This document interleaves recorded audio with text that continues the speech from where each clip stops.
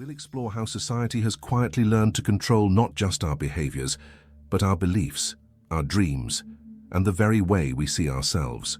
This journey will take us from ancient philosophical reflections to the cutting-edge insights of modern psychology and sociology.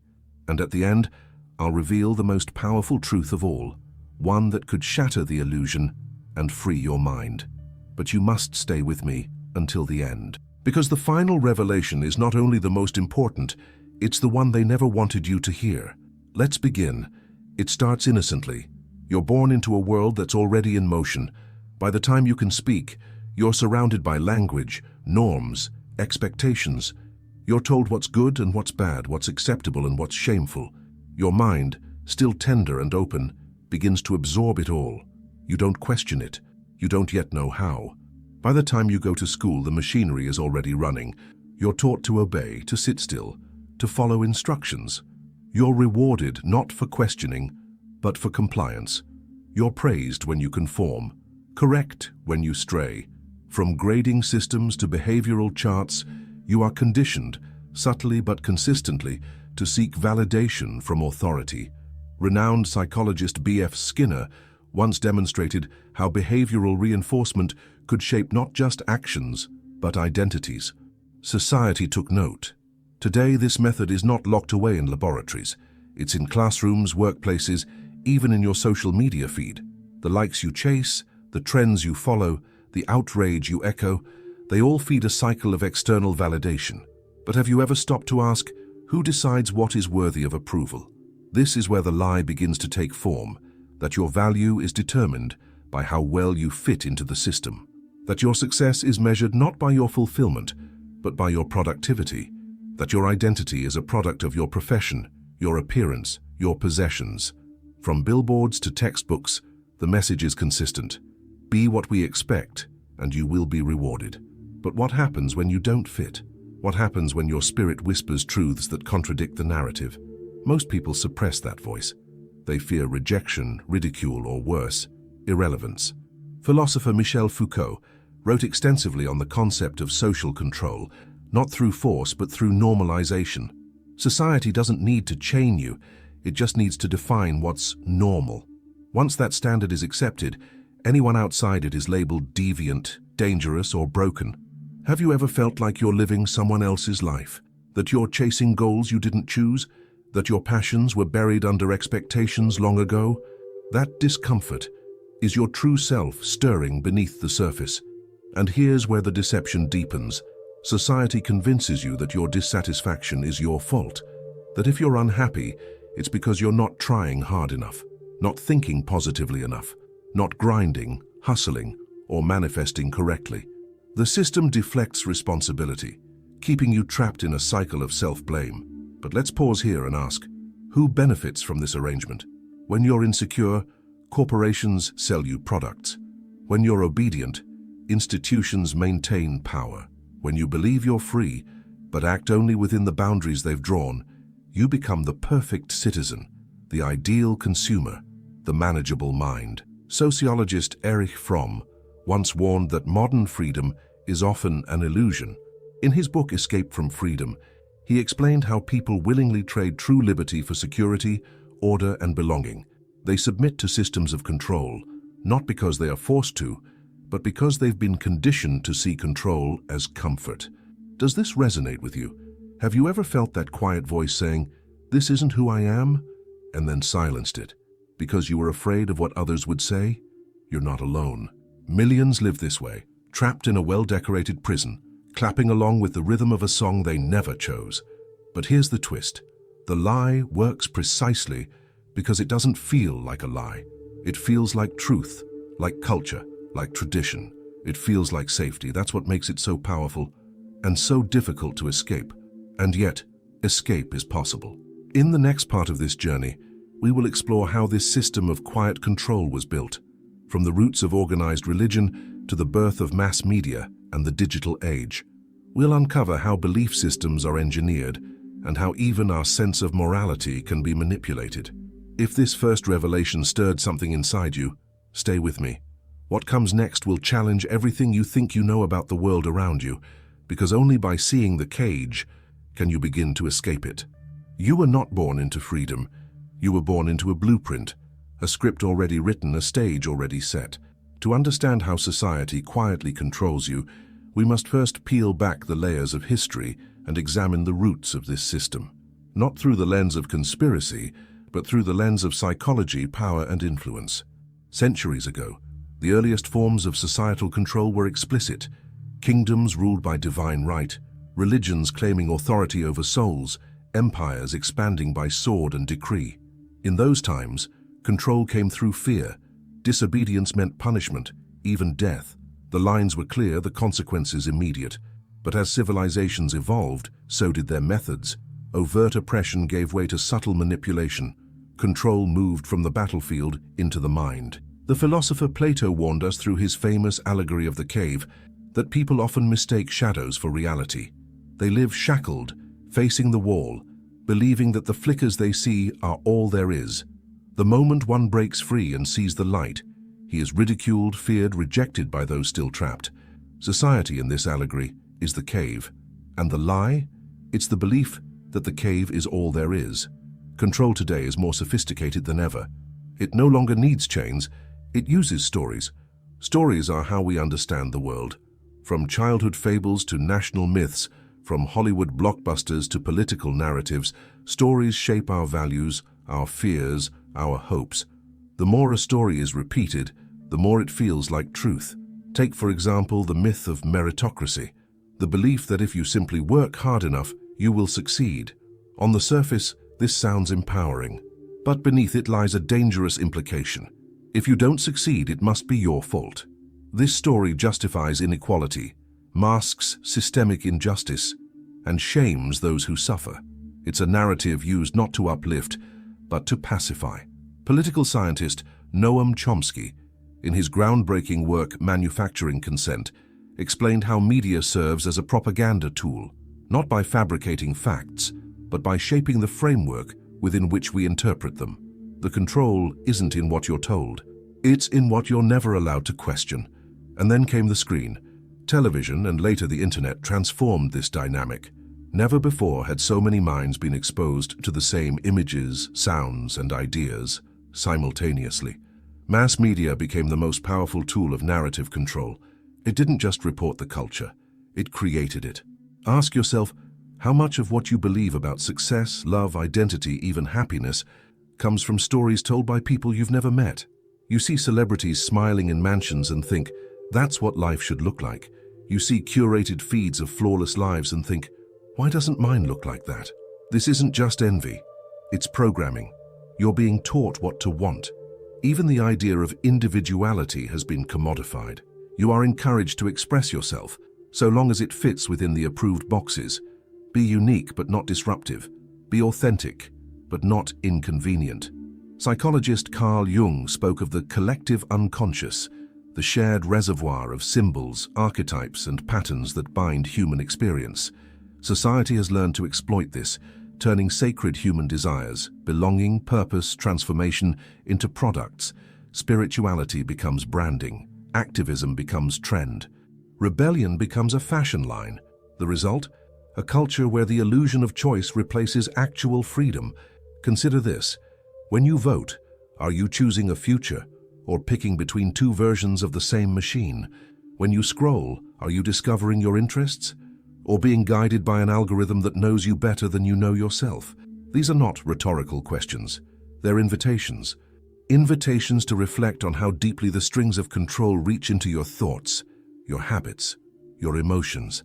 One of the most overlooked aspects of this control is the manipulation of language. Words carry power. They define how we think. George Orwell, in his prophetic novel 1984, illustrated how language could be weaponized through newspeak, a reduced, sanitized vocabulary designed to eliminate critical thought. When you cannot express rebellion, you cannot imagine it. Today we face a subtler version. Terms like collateral damage instead of civilian death, downsizing instead of mass layoffs, influencer instead of advertiser. Language is sanitized to protect power, and when people push back through protest, dissent, or creative expression, they are labeled as extremists, radicals, or unstable. But here's the truth they don't want you to realize. You have always had the power to break free. The mind, once awakened, cannot be easily silenced. And that's why the final and most insidious layer of control is internalized repression. After years of conditioning, you begin to police yourself. You dismiss your dreams. You silence your intuition. You fear your own truth. Not because someone told you to, but because you've learned to tell yourself. It is here in the space between truth and belief that the lie thrives. So I ask you again, whose dreams are you chasing? Whose fears are you carrying? Whose approval are you dying to receive? The journey of liberation begins not by changing the world, but by questioning the world within you. And that's exactly where we're going next. In the upcoming segment, we'll dive into the mechanisms of self-censorship, identity conditioning, and the psychological traps that keep you docile. You'll learn how to identify the subtle signs of internalized control, and more importantly, how to break them. This is where theory meets transformation, where awareness becomes action. If you felt a stirring in your soul, a quiet rebellion rising, don't ignore it. It's not madness, it's memory. The memory of who you were before the world told you who to be. Stay with me, because what comes next is not only empowering, it's the beginning of your freedom. You see, the most dangerous prison is the one you carry inside your own mind. It's the subtle, invisible force that shapes your decisions, your relationships, and even your self-worth. It's the internalized conditioning that keeps you loyal to a system you may not even fully understand. And here's the hard truth. We are all conditioned. It starts the moment we're born. Society doesn't just shape how we behave. It shapes how we think about ourselves and the world around us. It teaches us what we are allowed to believe, who we are allowed to be, and where we are allowed to go. It is the invisible hand that controls your desires, your fears, and ultimately your freedom. Psychologists call this self-censorship, the process by which we internalize societal norms to the point that we regulate ourselves. We've been taught to avoid certain thoughts, ideas, and desires, often without even knowing it. This type of control is subtle. It doesn't come from an external force imposing limits. It comes from within. You've been taught to suppress your rebellious impulses, your unconventional desires, your raw, untamed essence, all in the name of fitting in, of being normal, of being accepted. But let's step back for a moment. What does it even mean to be normal? Normalcy is a construct. It's not an inherent truth. It's a set of expectations created by those in power to maintain stability, to ensure that everyone operates within a predictable system. The idea of normality has been so deeply embedded in our collective psyche that many don't even question it. We are taught from an early age that to be normal is to be safe, to be accepted, and to avoid the consequences of standing out. But here's the twist. When you conform to society's expectations, when you suppress your true self to fit the mold, you forfeit your freedom. You lose the ability to truly live, to experience life on your own terms. In essence, you become a character in someone else's story, and yet, we all have an innate longing to break free from this. Deep inside, you know that the life you've been told to live is not the one that aligns with your deepest desires. But just like the prisoners in Plato's cave, we are so used to the shadows on the wall that the truth seems alien, uncomfortable, and even frightening. The power of self-censorship lies in the fact that it operates at such a deep level that you often don't even recognize it. It's like a veil over your consciousness, a veil that distorts your perception of yourself and your potential. You might hear the whispers of your true self, those quiet yearnings for freedom, for authenticity, but you silence them because they don't align with what society has told you is acceptable. Think about it. How often have you dismissed a dream or desire because you thought it was too risky, too impossible, or too unconventional? How many times have you told yourself, that's just not how things are done, and buried your true feelings in favor of conformity? This internal conflict is one of the most insidious forms of control. It's not just about society telling you what to do, it's about you telling yourself what you can't do based on the stories you've been fed. And the more you suppress those desires, the more disconnected you become from who you truly are. But what if I told you that the first step to breaking free is to reclaim your mind? Reclaiming your mind means actively challenging those self-imposed limits, those invisible barriers that have been built by years of conditioning. It means questioning everything you've been taught to believe about yourself, your worth, and your potential. It's about asking, is this my truth, or is it a truth that has been imposed upon me? Here's where it gets interesting. The mind is malleable. Psychology has long recognized that humans are not fixed beings. We have the power to change, to evolve, and to break free from the constraints of our conditioning. But this change doesn't happen passively. It requires conscious effort, courage, and the willingness to confront uncomfortable truths. Let me give you a simple example. Imagine you've been taught your whole life that success equals wealth. Society bombards you with messages that being rich is the ultimate achievement. You work hard, climb the corporate ladder, sacrifice your time, your energy, and your peace of mind, all in the pursuit of money. But somewhere deep inside you feel a sense of emptiness. You have the job, the house, the car, but there's something missing. You feel unfulfilled. Why? Because you've been conditioned to believe that success equals wealth, but you've never questioned whether wealth is what truly brings you happiness. The first step in reclaiming your mind is to stop, breathe, and ask yourself, what do I really want? This isn't just a rhetorical question. This is a question of self-awareness. It's about becoming conscious of the narratives you've internalized, the beliefs that you've absorbed from society, from your family, from your peers, and deciding which ones still serve you and which ones are simply holding you back. The truth is that society wants you to believe you have to earn your right to happiness, success, and fulfillment. But what if those things aren't rewards for conformity? What if they are your birthright? The great existentialist Jean-Paul Sartre once wrote that existence precedes essence. In other words, you are not defined by what society tells you to be. You are defined by the choices you make. You have the freedom to choose who you want to be, what you want to do, and how you want to live. But to make those choices, you must first become conscious of the lies that have been sold to you. You must begin to question everything you've been taught, everything you've been led to believe. In the next segment, we will dive into how society perpetuates this system of control through the manipulation of desire, fear, and identity. I'll show you how these forces work together to keep you in a perpetual state of longing, always chasing something but never truly satisfied. Stay with me. We're only beginning to uncover the layers of this illusion. And the most powerful truths are yet to come. As we continue to peel back the layers, you might be beginning to see the truth. The control society exerts over you is not just external, it's deeply internalized. It's a system designed to perpetuate itself, one that keeps you in a perpetual state of yearning, of wanting, but never truly reaching fulfillment. In this final segment, we are going to explore how desire, fear, and identity work together to keep you trapped in this cycle. This is the final piece of the puzzle, the key that will unlock your understanding of the forces that have shaped your life and the world around you. Let's start with desire. From the moment we're born, we are taught what to desire. Society doesn't just tell us what we should have, it tells us how we should feel about what we have. The desires we have are not solely our own. They are carefully crafted by those who understand the power of influence.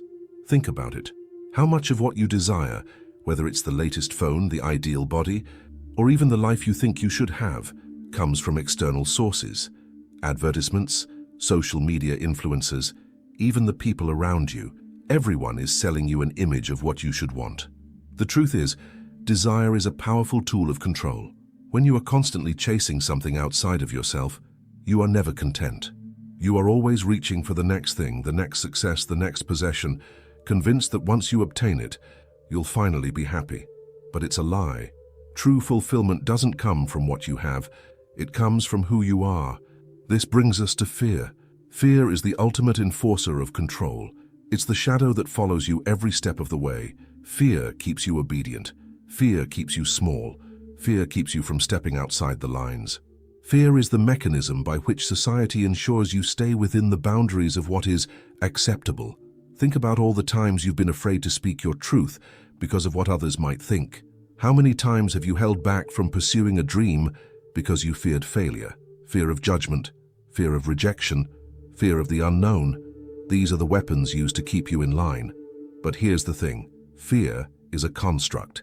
It's not an inherent part of who you are.